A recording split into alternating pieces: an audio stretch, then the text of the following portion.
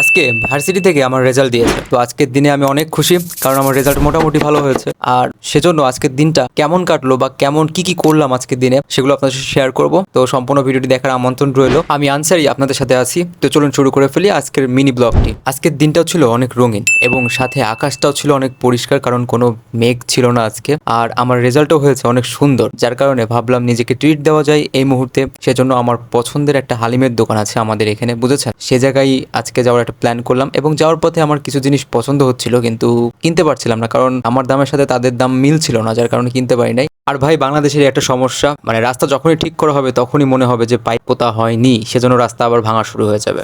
যাই হোক, বাংলাদেশ বলে কথা, এখানে কথা বলে লাভ নেই। আমি আমার মতো আমার উদ্দেশ্যে হাঁটতে শুরু করলাম। এবং আমি এই হালিমের দোকানে মানে অনেকবার গেছি এর আগে, যতবার গেছি মানে ততবারই ভালো লেগেছে, যার কারণে আজকে মনে হলো যে যাওয়া যেতে পারে এবং আপনাদের সাথে শেয়ার করা যেতে পারে এই জায়গাটা। আর তারা এই ব্যাপারে খুবই এক্সপার্ট, দেখতেই পাচ্ছেন তাদের তৈরি করার স্টাইল। এবং তারা মনে করেন যে এত দ্রুত কাজ করে, আপনি মানে বসার 3 থেকে 4 মিনিটের মধ্যেই সবকিছু আপনাকে রেডি করে দিয়ে দেবে।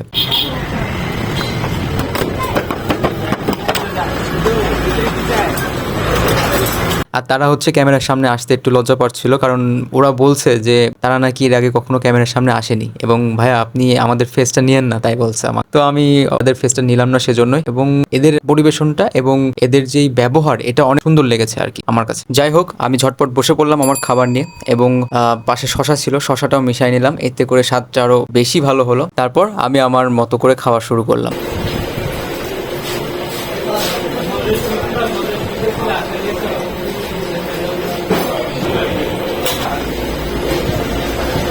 খেয়ে দেখলাম টেস্টটা সেই আগের মতোই আছে, অনেক সুন্দর। আর এখানে বসে আছি, তারা বিলের কাগজ নিয়ে আসবে, তারপর আমি বিল পে করবো। এই সবকিছু করতে করতে মোটামুটি সন্ধ্যা হয়ে যায়। তারপরে আমি আমার ম্যাচের উদ্দেশ্যে রওনা হয়ে যাই। যেহেতু আমাদের এখান থেকে খুব বেশি একটা দূরে না, যার কারণে আমি হেঁটেই চলে গেছিলাম এবং আসার পথেও সেই হাঁটতে হাঁটতে আসলাম। মানে এই কয়দিন আমাদের এলাকায় প্রচুর পরিমাণে মানুষজন, দেখতেই পাচ্ছেন আপনারা। তো আজকের মতো ব্লগটি এই পর্যন্তই। যদি ভালো লেগে থাকে তাহলে অবশ্যই লাইক করবেন, কমেন্ট করবেন এবং সাবস্ক্রাইব করে আমার পাশেই থাকবেন। ধন্যবাদ সবাইকে।